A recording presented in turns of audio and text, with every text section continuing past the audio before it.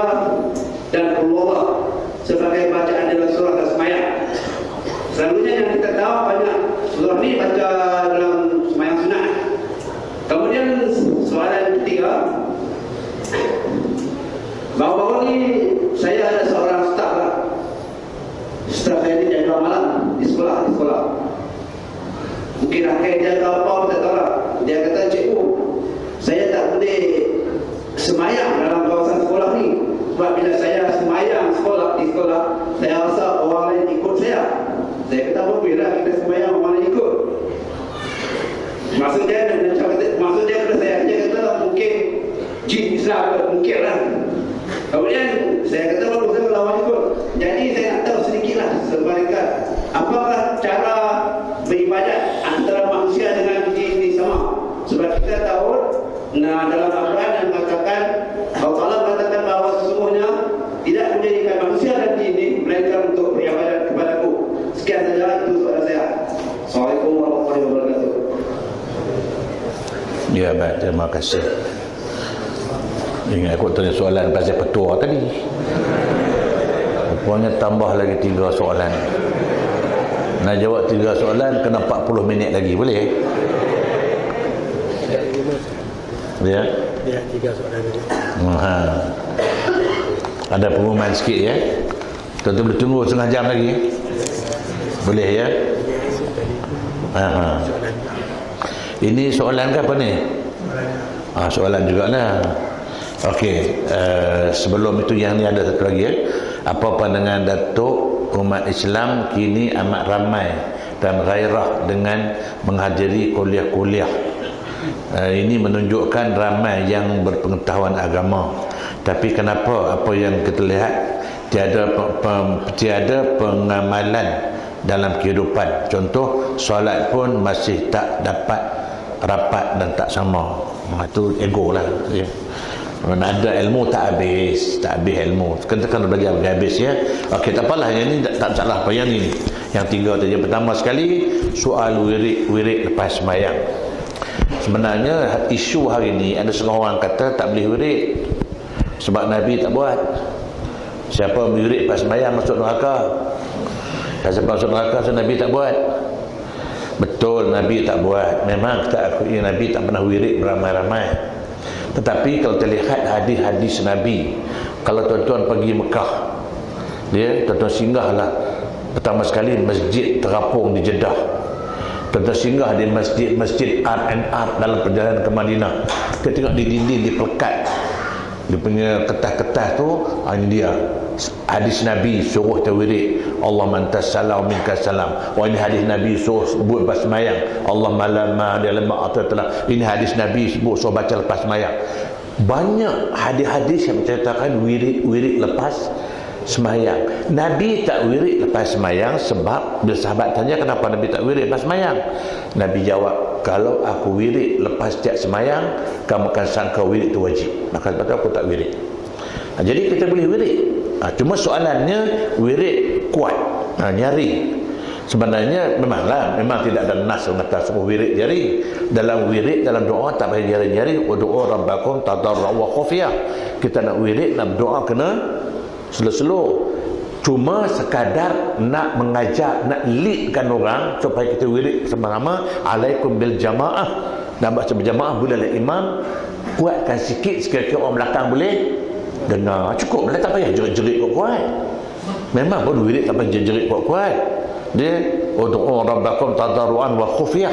Dalam konteks doa, konteks wirid, konteks amalan, jangan kuat-kuat. Dia buat slow-slow. Sekira orang belakang boleh dengar. Cukuplah. Itu satu. Yang kedua, bacaan sembahyang. Rakaat kata apa? Qul ya, qul wallahu ahad. Cuma ikut sunnah Nabi. Yang kita buat tu bukan maghrib saja. Kalau tak nak ikut sunnah Nabi, kebiasaannya Nabi kalau dia pergi masjid jadi imam sembahyang, kalau dia imam subuh, rakaat pertama dia baca wadduha sampai habis. Rakaat kedua dia baca alam nasyrah. Kalau dia ikut Nabi, dia baca wadduha dan alam nasyrah. Tapi tak boleh baca surah lain. Tak boleh. Boleh. Kalau ikut sunnah, ikut Nabi, bacalah wadduha dan alam nasyrah. Nabi pergi masjid, kalau jadi imam maghrib, rakaat pertama dia baca qul ya ayyuhal kafirun, rakaat yang kedua dia baca qul wallahu ahad. Nabi jadi imam sembahyang isyak, dia baca rakaat pertama dia baca wal adiyati dhabha fal muriyati qadha. Rakaat kedua dia baca al qari'ah mal qari'ah. Jadi kalau kita ikut sunnah Nabi, ikut Nabi, baca yang itu. Tapi tak semesti ikut Nabi. Kita baca surah lain boleh tak? Boleh, tak ada apa. Tapi soalannya marid saja. Baca qul ya ayyuhal pertama ikut sunnah Nabi, kecuali pada pagi Jumaat. Pagi Jumaat kalau Nabi jadi imam sembahyang, Nabi akan baca rakaat pertama alif lam mim sajadah. Kebetulan dalam surah ini ada ayat sejadah, maka Nabi pun sujud yang dinamakan sujud sampai ayat innama yu'minu bi ayatina alladzina idza dzukkiru biha kharru sujadan wa sabbahu bihamdi rabbihim wa hum la yastakbirun. Terus kita pun sujud, bangkit pada sujud, Nabi sambung tatajafa junubuhum sampai habis surah. Rakaat yang kedua Nabi baca hal ata 'alal insani hinu min ad-dahr lam yakun syai' mazkura. Itu ikut sunnah Nabi. Baik, tiba-tiba kita tak boleh hafal alif lam mim. Pagi Jumaat baca surah Al-Qari'ah boleh tak? Tak ada apa, boleh. Kalau nak ikut Nabi, ikut, tak nak ikut sudah. Tapi jangan sampai paksa letak Quran besar depan. Awak tak hafal Quran, tukak baca. Tak payahlah. Ya, ikut sunnah Nabi. Tak ikut pun tak apa, bukan sembahyang maghrib saja, nak ikut Nabi. Cuma dalam konteks ini saya minta maaf lah, saya nak tegur sikit lah. Kadang imam kita ni, sebab saya dalam kursus imam saya nasihatkan, kadang-kadang mentaliti kita ni, malam ini ada kuliah maghrib, imam pula dia baca Quran dan sembahyang panjang. Dah lah panjang, wirid panjang. Dah wirid panjang, doa lenguh tangan, lenguh sampai habis dah. Sampai kadang-kadang Allahumma tak datang, Allahumma hdina fiman hadait. Doa kunut bacanya. Mana tak usah, ini ada kuliah ringkas-ringkas sudah ada. Batu mentaliti. Saya tegur. Melainkan kalau tak ada apa, tak ada kuliah apa, bacalah panjang-panjang. Sebab Nabi tak baca panjang-panjang. Kalau dia pergi imam maghrib, kuliah dengan qul wallah. Kalau jadi imam asyak wal adiyat dhabha dengan al qari'ah. Kalau dia pergi subuh wadduha dengan alam nasyrah. Kalau dia pergi imam zuhur, dia baca apa? Tak tahu, tak dengar. Jadi mentaliti kita kadang-kadang ni apa macam ni kan. Dia janganlah pendek sangat, makmur tak habis Fatihah. Kena tukar gear kadang, kena fikir juga. Kadang-kadang macam ni lepas isyak. Ni isyak belum lagi ni. Perut lapar, besok orang nak bekerja, kan dia baca yang dalam sembahyang ayat panjang-panjang. Ya Allah, aku lepas tu doa panjang. Oi Pak Imam, aku lapar memang. Dia saya kata mentaliti. Dia boleh faham ya? Okey, akhir sekali dia dah sembahyang di sekolah. Soalnya kita sembahyang di mana-mana boleh sembahyang, di sekolah kan, di masjid kan, di surau kan. Kalau ada orang ikut belakang kita lagi baik. Sebab bila mana kita sembahyang, saya niat usalli fardhu zuhri 4 rakaatin adaan lillahi ta'ala Allah akbar. Saya tak kata imam, saya tak kata makmum. Tiba-tiba datang seorang ikut belakang saya, maka dia berniat usalli fardhu zuhri 4 rakaatin adaan makmuman. Dia niat makmum, secara automatik sembahyang kami jadi sembahyang berjamaah dan dapat pahala jamaah. Lepas tu datang seorang lagi, 3, maka pahalanya lebih sikit. Tadi 2, sekarang dah jadi 3. Baguslah. Yang tak boleh tu kenapa? Itu soalannya. Kenapa tak boleh? Takut kalau ada pahaman lain tak tahulah. Hari ni kadang macam-macam masalah. Cuma balik yang awal tadi ya, sebab hari ini, isu hari ini bukan isu tak boleh wirid kuat. Kadang ada orang kata tak boleh wirid sebab Nabi tak buat. Kenapa kita buat benda yang Nabi tak buat? Saya nak jawab, saya kata hari ini, isu hari ini bukan soal benda Nabi tak buat. Ada benda yang Nabi tak buat, tapi Nabi suruh kita buat. Talqin Nabi tak buat, tapi Nabi suruh kita buat. Ada orang tak benar talqin, tak bagi talqin.